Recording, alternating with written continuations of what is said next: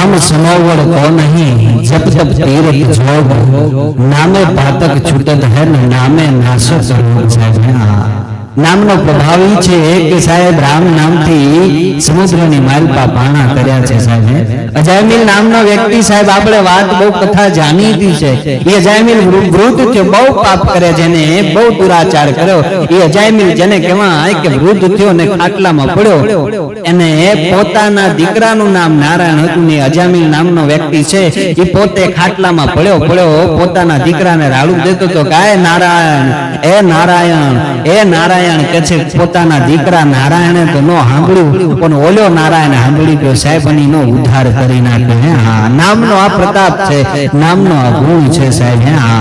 નામે કે છે કે પાતક છૂટત હે ને નામે નાશ રોગ સાહેબ આ નામ નથી કહેતા ઘણા માણસ નામમાં હું રાખું પણ સાહેબ નામની માલપા જે ગુણ છે નામનો પ્રભાવ છે ને કેવડો મોટો એમ કહેવાય કે સાહેબ જેનો એમ કહેવાય કે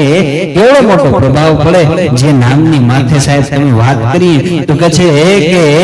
ઈ સમય જેટાણે આ દે એમ કહેવાય કે આ ધરતીની માથે 12 વટિયા સાહેબ થાતા હે હા 12 વટને ધારણ કરતા પોતાની સામે અન્યાય થયો હોય પોતાની પ્રજાની માથે જેને કહેવાય કે સમાજની માથે અન્યાય હોય અને એની સામે જે કહેવાય કે અન્યાય સામે લડવા હાટું થઈ અને જે સત્તા હોય સત્તાની સામે ઊભા થતા ને ઈ 12 વટિયા પોતે 12 વટને ધારણ કરતા ઈ 12 વટિયા સાહેબ હા એમની એક એવી વાત મૂળ માણેક અને જધો માણેક જેને કહેવાય ઈ કોડીનાર ભાંગ્યું ભાઈ 150 ઘોડાની માથે ચડી અને કહે છે કે 12 વટી આવ્યા છે માણસોની માલપા હોપો પડી ગયો છે સાહેબ ડેલીઓ દેવાઈ ગઈ છે જે ડેલીઓ કોઈથી બંધ ન થતી એની માથે ભૂંગળી લાગી ગઈ છે કોઈ માણસ મારો નીકળતું નથી અને અહીં આગળ નગર શેઠ જેને કહેવાય ઈ ગામના અને બરાબર પોતાના દીકરાની વર્ષગાંઠ ઈ બંધ ડેલી એ બંધ બારને જેને કહેવાય કે વર્ષગાંઠ ઉજવાઈ રહી છે ને આની બાજુ ઘોડાની ઘણાટી બોલી રહી છે ઈ જામગરી વાળી બંદૂકોના ભડાકા સંભળાઈ રહ્યા છે ઢેકારો છૂટી રહ્યો છે મારો થઈ રહ્યું છે સાહેબ અને એમાં નાનું છોકરું છે સાહેબ નગર શેઠનું બાળક નાનું છે ને એને કુતૂહલ થયું કે આ બારો શું થાય છે ને શેનો અવાજ છે જોવાની એને જિજ્ઞાસા જાગી બાળક જિજ્ઞાસુ હોય વધારે સાહેબ અને કે છે એક બધાનું ધ્યાન ભટકાવી ન્યાથી છૂટી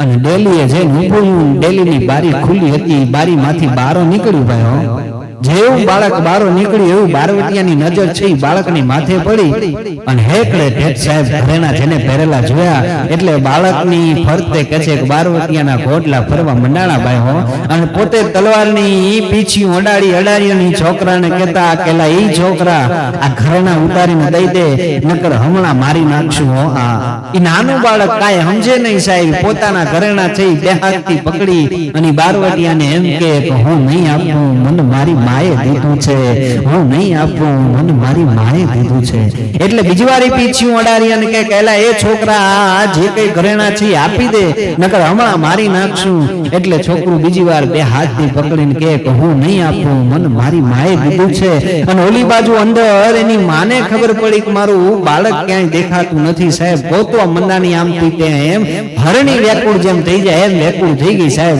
અને કે છે એક હળી કાઢી અને ડેલી આવી ડેલીની બારી ખુલ્લી અને જેને દ્રશ્ય જોયું ભાઈ કાળ જાળ 12 વટિયાની વચાળમાં પોતાનું બાળક જોયું કુમળું ભાઈ હો બે હાથે ઘરેણા પકડી અને બાળક એમ કે હું નહીં આપું અને ઈ માએ જોયું દ્રશ્ય એટલે રાડ ફાટી ગઈ કે હે માધવ એને દઈ દે બાપ કે હે માધવ એને દઈ દે હું તને બીજા લઈ જઈશ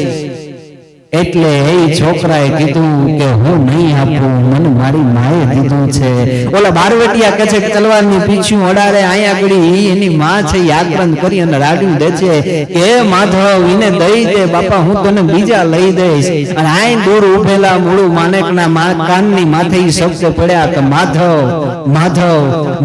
શબ્દ હમરાણા અને ત્રીજી વારી માએ રાડ નાખી હાકલ કરી કે માધવ એને દઈ દે બાપ હું તને બીજું લઈ દઈશ અને કહે છે કે મૂળું માને કે હાકલ કરી ગયેલા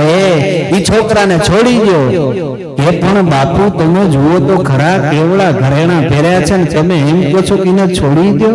કે ઈ ગમે હોય ઈ છોકરાને છોડી દો, નગર હમણાં ભડાકે દઈશ. અને કે છે કે મૂળ માણે કે હાકલ કરી એટલે બારવટિયા છે ઈ આગા ખસી ગયા ભાઈ હો, એ છોકરાને મૂકી દીધું.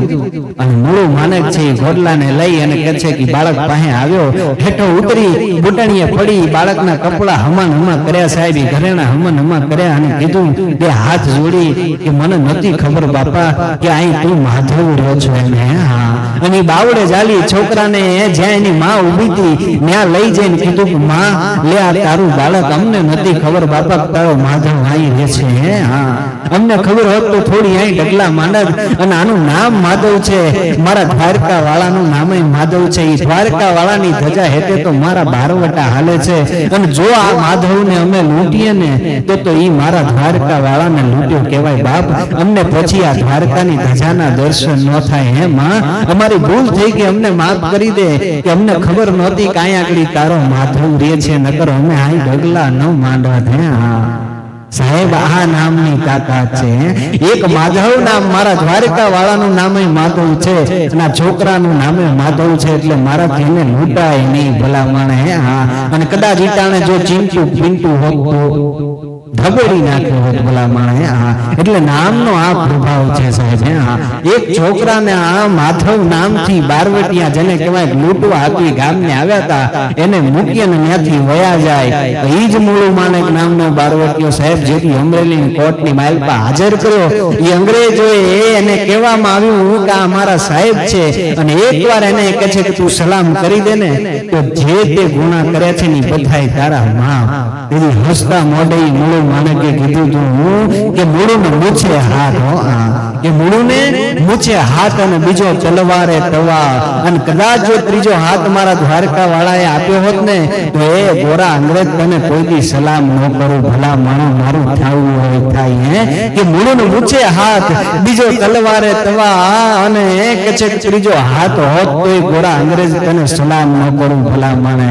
આ મૂળું માણેક સાહેબ એક દ્વારકા વાળાના નામથી જેને કહેવાય કે છોકરાનું નામ ભાળ્યું અને છોકરાને મૂકી દીધું નહીં, એ ગામને મૂકીને વયા ગયા સાહેબ. આ બારવટિયા હતા. હે, કે છે ને કવિઓ ઘણા કે આકાળના રાજકારણીઓથી તો ઘણા બારવટિયા હારા હતા સાહેબ. હા, અને નામનો પ્રભાવ આ છે સાહેબ. હે, કે નામ સમવડ કોઈ નહીં, જબ જબ તીરથ જોગ, નામે પાતક છૂટત હે નામે નાશત રોગ સાહેબ. નામનો આવડો મોટો પ્રભાવ છે સાહેબ. હા.